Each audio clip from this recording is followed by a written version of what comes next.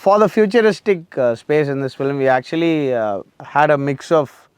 music I loved from the 80s, from India, from the Indian film music especially, and we tried to mix it with something that is very, very new, and also some sounds that we created or catered for this film. So it was like a mix of music from 30-40 years ago and music that we have not heard probably, and we tried to make a mix of both, and I thought it turned out well for us in our perspective. Kalki in its essence, even though it is set in the future, it is kind of it is a worn out dystopian future where we don't have too many things in the world left. So I would say it wasn't that challenging, but there were some areas where, for example, the complex that had to be treated in a very unique way, and luckily we had the time in our hands and we could do a bit of research and try different things and get to where we are now. We actually wanted the genres to be very crazy, and we wanted to try out many different things. For example, we have side trance and orchestral music and kuttu, Tamil kuttu or South Indian kuttu that meet, folk music that meet, and then we have tribal music and a lot of vocal choirs that meet in the Shambhala world. We have a lot of electronic, hip hop, and then drill, and all the retro music of the 70s and 80s, especially Tamil music from Ilayaraja sir and all that were there in for Bhairava and the relative stuff, and for the Mahabharata and all the other worlds, we kind of had a very Indianized kind of an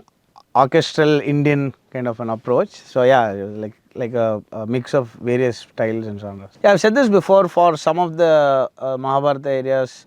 one of my inspirations was Kirwani Garu. His work has been amazing in across India, and I love the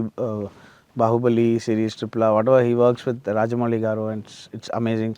There are some references from that, and Ludwig Göransson is one of my most favorite composers, and I have some influences in the way orchestral music, brass and percussions are mixed. There's a lot of for me it's an influence, but in a very minimal sense. Jacob Collier and his jazz, and we have a very slight influence of jazz in the film. And of course the James Horner sound for some of his some movies like Apocalypto and others for the percussion,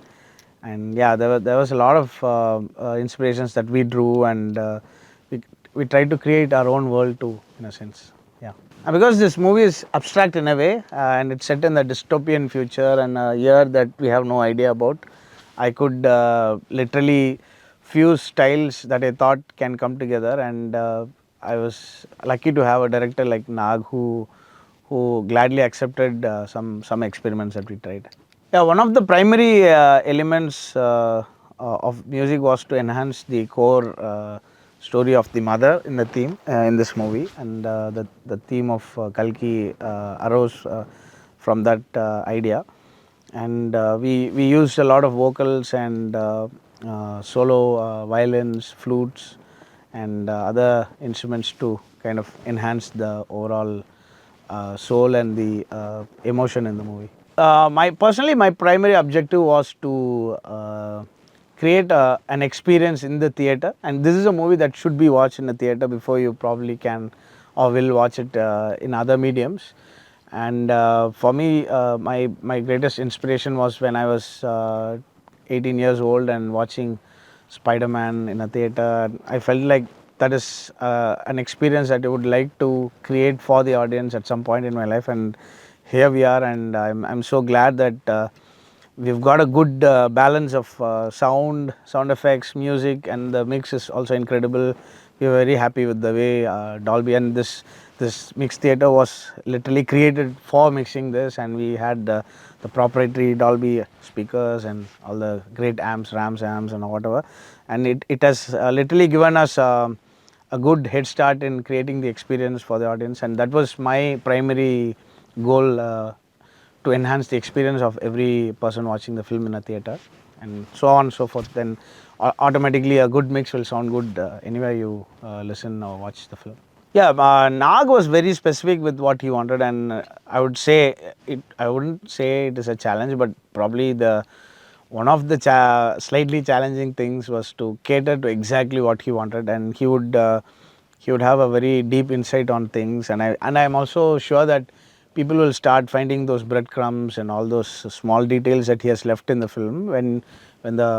probably the further parts of the film come out. Kalki has really kind of taught me that there's more that could be done in a film score. There's so much more that personally I could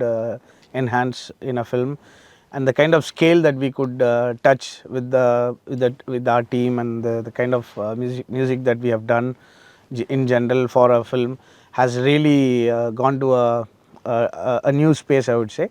And it is definitely impacting the way even I'm even sitting. I did 2-3 songs post the Kalki score, and